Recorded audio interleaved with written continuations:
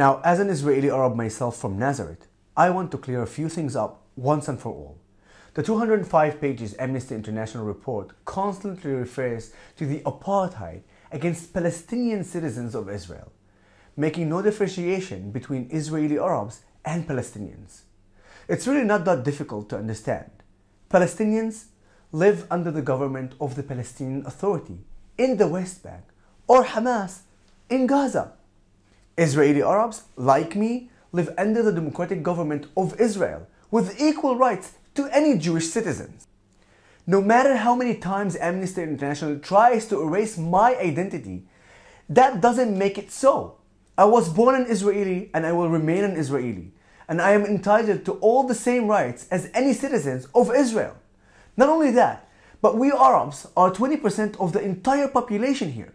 We are Supreme Court judges, leading doctors, athletes, singers, military leaders, politicians, and more.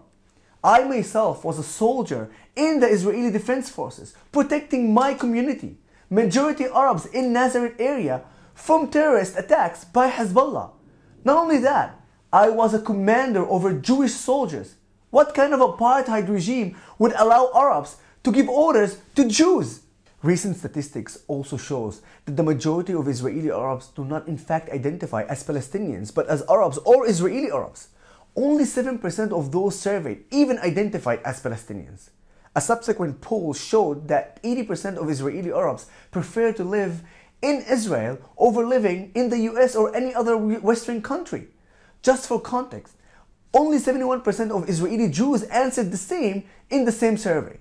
I guess life isn't that bad under apartheid. If that's not enough, the report specifically mentioned a strike in my community in solidarity against the oppression of Palestinians.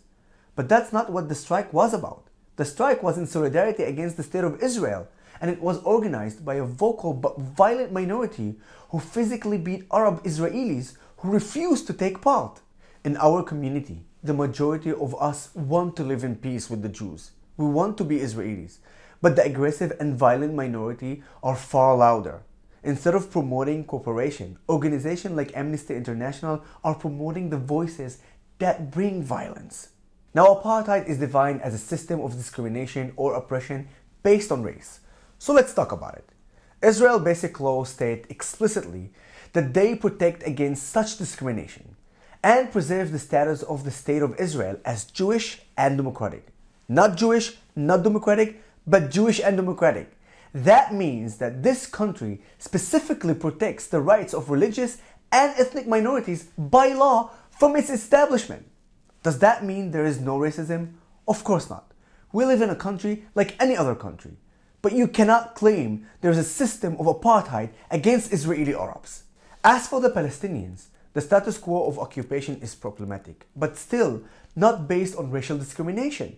Nor does Israel want to control the Palestinian population, which is why the vast majority of Palestinians live in Area A under Palestinian government and military control. Additionally, every agreement as it stands today was a situation mutually agreed upon with the Palestinian Authority under the Oslo Accord and subsequent agreements.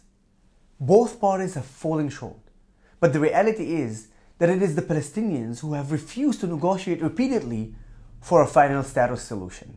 Now, I've been to South Africa myself, and I've seen with my own eyes how disgusting and soul-crushing the crime of apartheid is.